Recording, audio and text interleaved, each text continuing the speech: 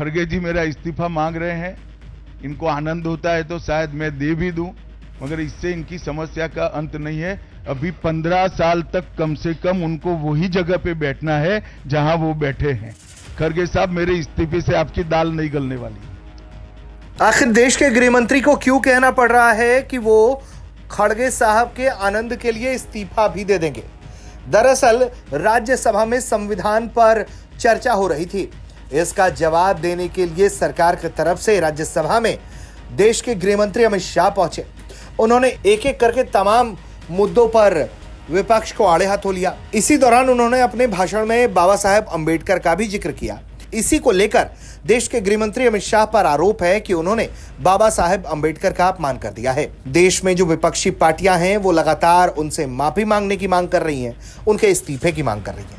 वहीं देश के गृह मंत्री का कहना है दरअसल उन्होंने बाबा साहेब का अपमान नहीं किया है और बाबा साहेब का अपमान शुरुआत से ही कांग्रेस करती आई है और अब भी उनके बयान को गलत तरीके से तोड़ मरोड़ कर पेश किया जा रहा है। राज्यसभा में मेरे बयान को तोड़ मरोड़ कर पेश किया गया। मेरा मीडिया के सभी मित्रों से आग्रह है, कांग्रेस ने सार्वजनिक जीवन में जो पद्धति की है कि बयानों को तोड़ मरोड़ कर पेश करना, हो हल्ला मचाना और भ्रांति खड़ी करना। पहले उन्होंने नरेंद्र मोदी जी के भी एडिटेड बयानों को सार्वजनिक किया। चुनाव जब चल रहा था, मेरे बयान को एआई का उपयोग कर एडिट किया गया और पूरे देश में इसको प्रसारित करने का घृणित काम किया गया।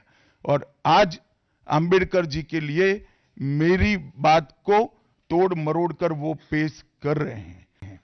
मैं कांग्रेस के अध्यक्ष खड़गे जी को भी कहना चाहता हूं, खड़गे साहब, आपका तो कम से कम दायित्व तो बनता है, क्योंकि आप उस वर्ग से आते हो जो वर्ग के लिए बाबा साहब अंबेडकर जी ने पूरा जीवन समर्पित किया।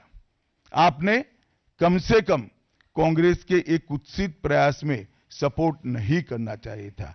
मुझे बड़ा दुख है कि आप भी राहुल गांधी जी के दबाव में इसके अंदर शामिल हुए हो। गृह मंत्री का कहना है कि वो कानूनी कार्रवाई के विकल्प को भी देख रहे हैं कि जिस तरह से उनके बयान को तोड़ मरोड़ कर जनता के सामने पेश किया जा रहा है, अफवाह फैलाने की कोशिश की जा रही है। विपक्ष के इस मंसूबे को सफल नहीं होने देंगे। ब्यूरो रिपोर्ट, भारत तक।